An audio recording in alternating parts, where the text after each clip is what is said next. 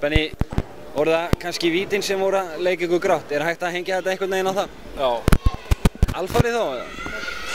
Nei, ekki alfarið, en þú veist, það náttúrulega ýmislegt sem að gengur upp í svona leikjum og hellingur sem gengur ekki upp.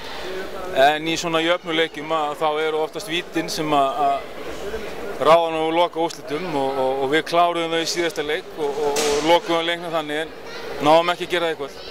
Hægt að segja líka að þú hafi svolítið bitið í neðri vörun á þér og séð eftir Grétari og Emil í þessum? Maður sér það alveg töfluna, KR að fá meira framlag?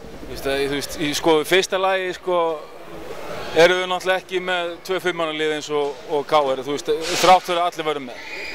En liðin í kringum okkur sem við erum svona að reyna að slást við hafa náttúrulega bara styrkt sig jólin á meðan við höfum kannski mist menn í meiðsli og sem ekki dóðilegt, en það lendi öll liðið því.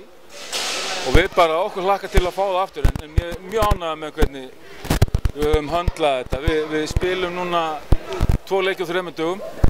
Við liðin hérna sem var spáð 1 og 2 og eru náttúrulega svakalega sterk og þetta er okkar megin á föstudaginn, ekki í kvöld, þannig að ég er bara brattur.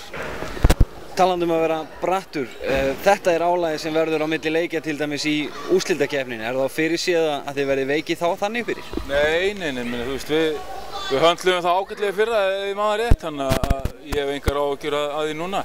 En auðvitað er gott að fá stóra mann í rótiringuna.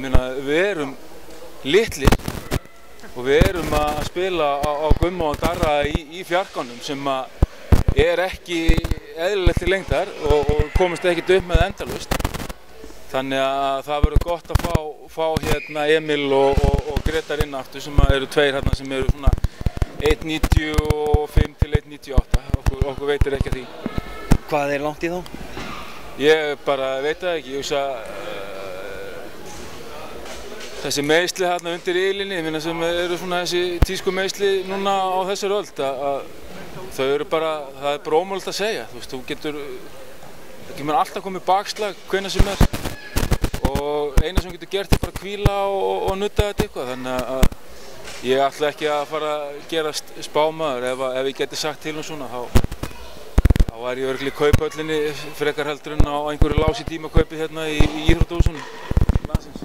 Áður en við sleppum þér þá varðandi framhaldið. Þeir eru klárlega eins og mættalega 5 önnur lið að svona gæla við að ná heimaleikja rétt og jafnvel deildameistara tign. Hvernig leggst framhaldið í þið þegar allt er í svona hnapp hérna við toppinn? Já, bara gaman að þessu. Þetta er bara... Maður er náttúrulega, þú veist, maður er alltaf að hugsa heildina líka. Maður vill kaupa boltanum vel og mér finnst bara deildin frábær. Og það er...